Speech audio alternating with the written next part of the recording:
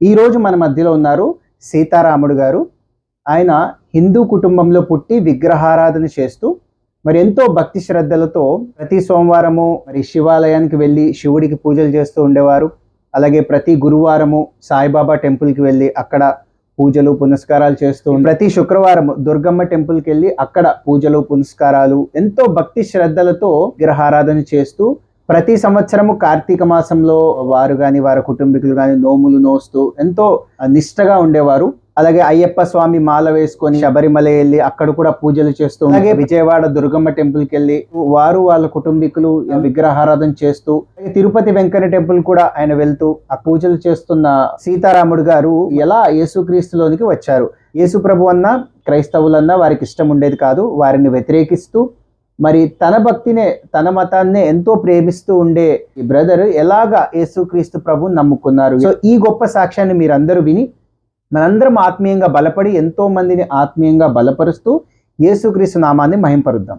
Praise Lord brother. Praise Lord అండి. అందరికీ praise Lord అండి. నేను హిందూ మతంలో పుట్టానండి.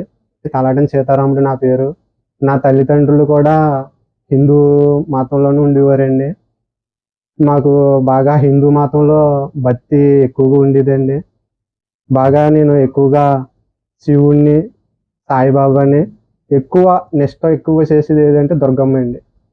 ఈ 3 పూజలు నేను ఎట్టి పరిస్థితుల్లోని మానకుండా కంపల్సరీ సోమవారం ఈశ్వరుడి గుడికి వెళ్ళి దండం పెట్టుకుని, అలాగే ఇంటికి వచ్చి మళ్ళీ దీపారాధనలు అవి వెలిగించి మళ్ళీ ఇంట్లో కూడా దండం పెట్టుకునేవాడిని నేను.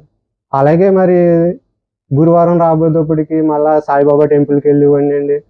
సాయిబాబా టెంపుల్లో కూడా దండం పెట్టుకుని మళ్ళీ ఇంటికి వచ్చి ఇంటికాడ కూడా మళ్ళీ దండం పెట్టుకునేవాడిని అండి.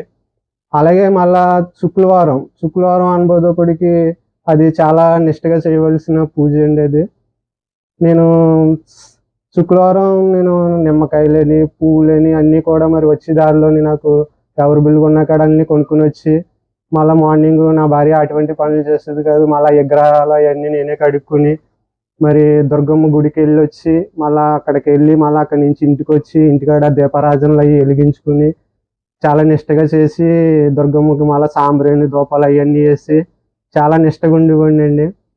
క్రైస్తవులు అనుబోధప్పటికి నేను మామూలుగా బిల్డింగ్ కన్స్ట్రక్షన్ వేస్తున్నాను. నేను మా బ్యాచ్లో కూడా చాలామంది ఇలాగే క్రిస్టియన్స్ ఉండేవారు. అయితే నేను ఒక 2 టైము బిల్డింగ్ మీద నుంచి పడిపోతాం కూడా జరిగిందండి. ఆ టైంలోనే నాతోటి సహోదరులు కూడా అన్నయ్య నువ్వు దేవుడిని నమ్ముకో, నీకు దేవుడు స్వస్థపరుతాడని కూడా చెప్పేవాడిని. నేను అలాగే పాస్టర్లను వ్యతిరేకించి మాట్లాడేవాడిని. క్రైస్తవులు అంటే